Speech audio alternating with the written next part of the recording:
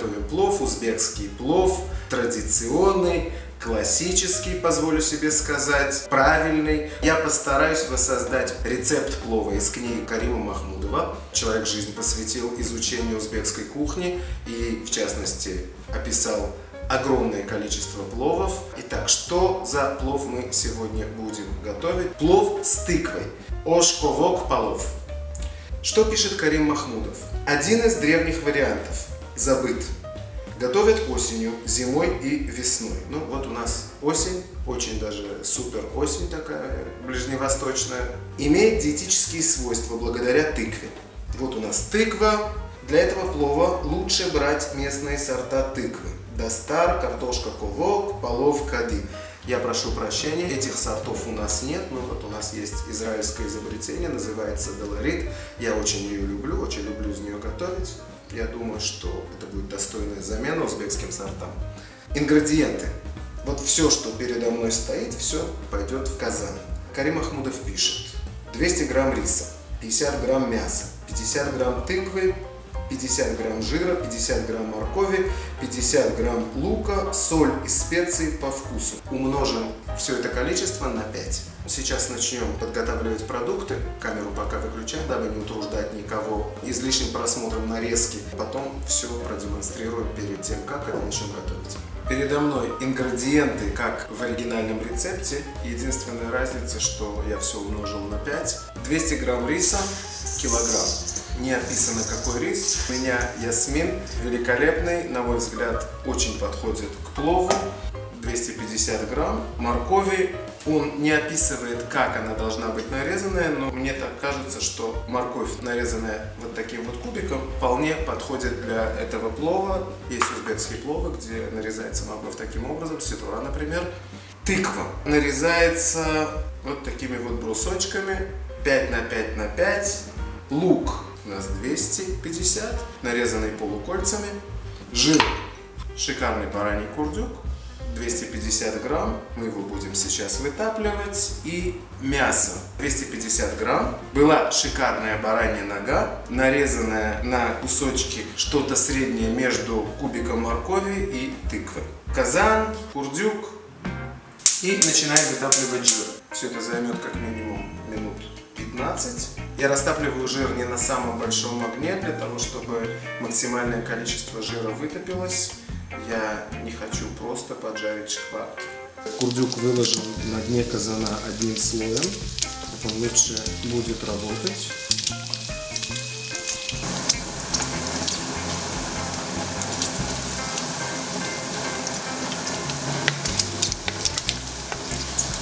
Жир из курдюка изрядно вытопился, но я продолжу его вытапливать до золотистого цвета, потому как эти выжарки замечательный аперитив. Жир заканчивает вытапливаться, передо мной весы, тарелка для аперитива. Это блюдце я взвешиваю, скоро я скажу зачем. 400 грамм. Все. Больше жарить нет смысла. Выжарки красивые, не пережаренные.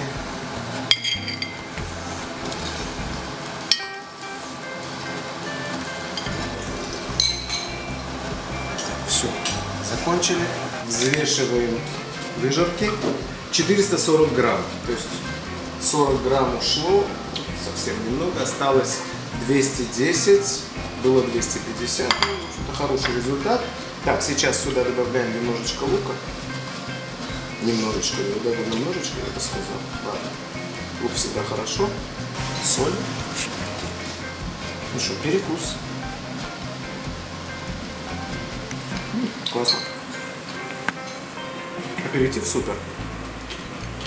Здесь осталось 210 граммов жира. Я думаю, что совсем не помешает добавить еще совсем немножечко, чтобы восполнить эти 40 грамм, которые мы убрали с выжарками, чтобы жира было все-таки 250, потому что килограмм риса, но все-таки хорошее растительное масло, чуть-чуть совсем.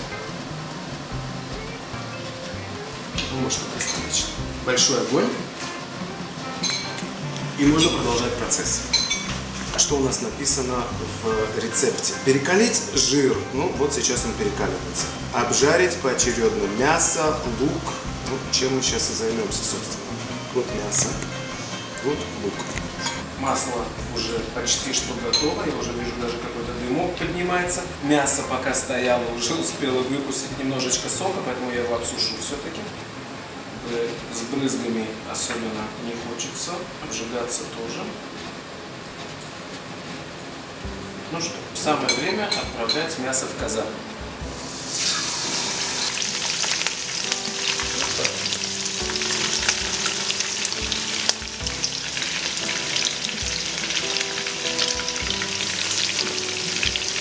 На самом деле этот плов совсем не про мясо. Мяса у нас совсем немного. Я выложил его одним слоем. Моя цель обжарить его до какой-то золотистой корочки, прежде чем мы приступаем к следующему этапу. То есть кусочки небольшие. Так подозреваю, что минут 7-10 максимум. Он лежит, прожарится с одной стороны, потом перевернем его в другую. Запахи шикарные. Бараний жир. Мясо пережаривать не стоит, все-таки кусочки не крупные, и я не хотел бы его пересушить. То есть я хочу сочное мясо, и поэтому как только появляется немножечко нечто на поверхности, я его переворачиваю. Мясо дошло до своей кондиции. Следующий этап после первичной обжарки мяса – это закладка лука. В рецепте не указано, перемешивать или оставить его томиться так.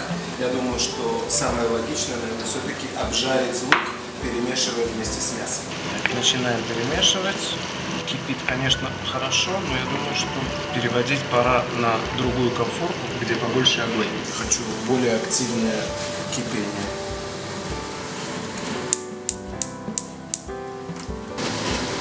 Гораздо больше подходит. Я так подозреваю, что еще через какое-то короткое время, не знаю, по цвету смотрю, думаю, что лук будет уже готов и можно будет закладывать морковь. Следующее. Выложить морковь и залить водой. Так, ну, выкладываем морковь. Морковь в казане. Написано выложить, выровнять и залить кипятком.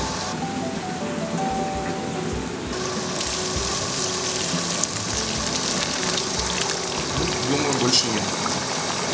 Вода покрывает морковь. Все. Когда зирвак закипит, заправить солью и специями. Специями, я думаю, что мы ограничимся только зира. Зира, кстати, узбекская. Классно. Растираем между ладонями.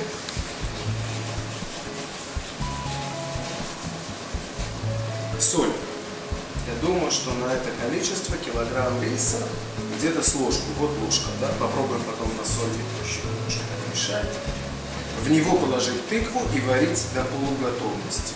С этого огня я казан убираю на более маленький, пусть себе бурлит тихонечко, не нужно очень активное кипение. Хочу прозрачный зирвак.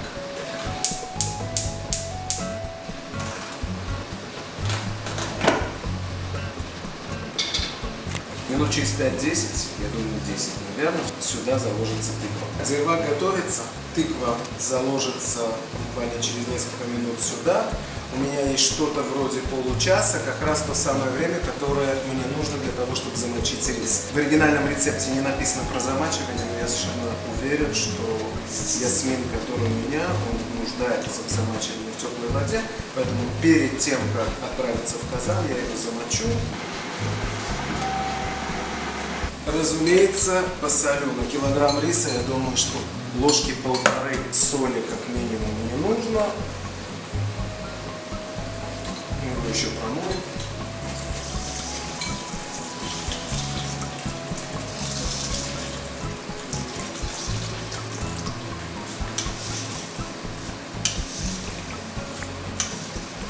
Полчаса, пусть себе отдыхает, ждет своего звездного часа перед отправкой в казан. Прошло минут 10, морковь уже где-то как-то поварилась. Теперь отправляем в казан тыкву, выкладываем ее на морковь. Стараюсь на самом деле ее разложить как-то равномерно. Я сейчас подолью чуть-чуть кипятка, чтобы покрыть тыкву.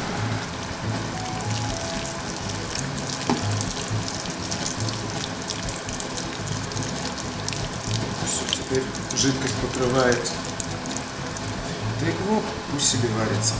Через полчаса проверили, я думаю, что все будет готово и можно будет закладывать рис.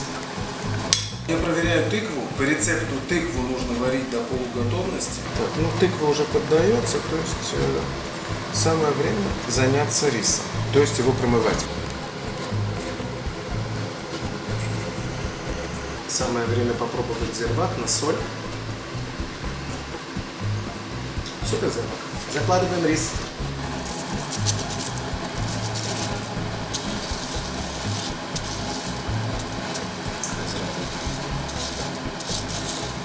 Рис переходит на большой огонь, и мы выливаем воды.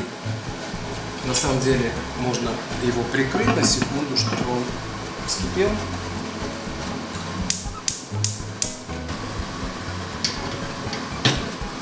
Сейчас соль. В любом случае зирвак чуть-чуть пересоленный, но как бы у нас есть еще рис, который увеличился больше, чем в 2 раза, поэтому я добавляю все же соль. Так, думаю, что этого достаточно будет. И воды явно недостаточно, поэтому я доливаю кипяток, чтобы он едва-едва прикрывал рис. Надо будет еще добавить. Разравниваю. Кипит уже довольно хорошо.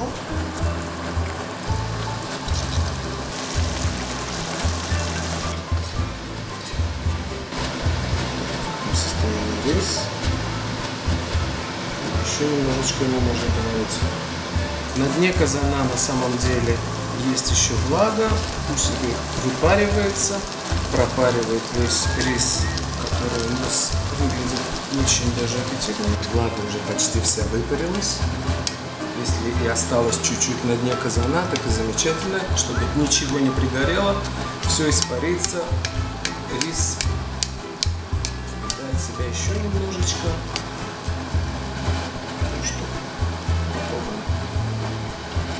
Классно. Все.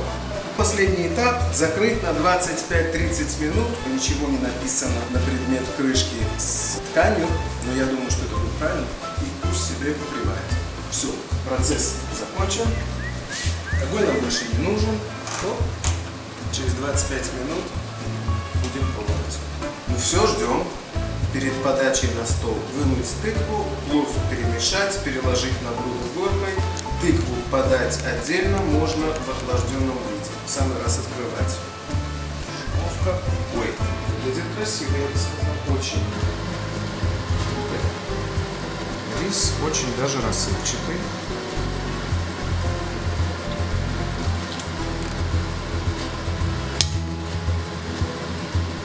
Написано, что мы должны это все размешать.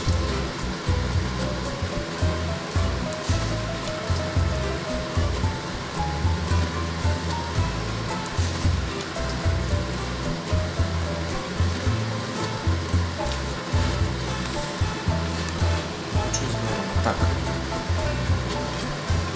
Убираем тыкву. Вот, вроде бы больше нет.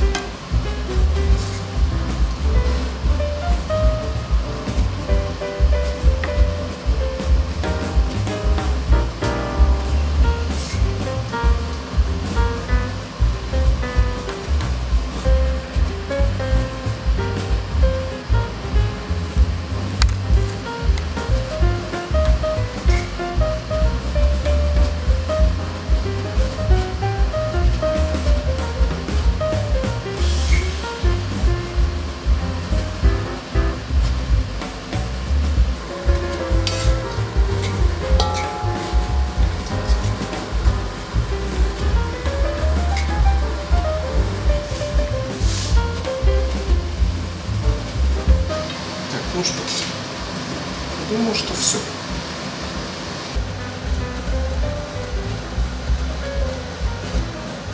Я думаю, что самый раз попробовать.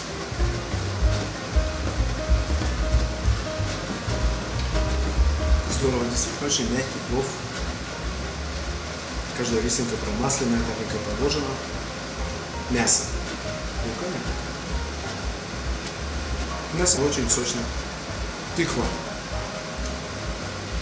Здорово. На самом деле у меня как бы дилемма, может быть, все-таки тыква сюда. Она может и украсить, и вполне сюда подойти. Я думаю, что небольшое такое лирическое отступление от рецепта мне будет прощено. Ложку вок, узбекский плов. Если кто-то не верит, что узбекский плов бывает с тыквой, вот, пожалуйста. Очень вкусно, более чем полезно. Приятного аппетита всем моим гостям.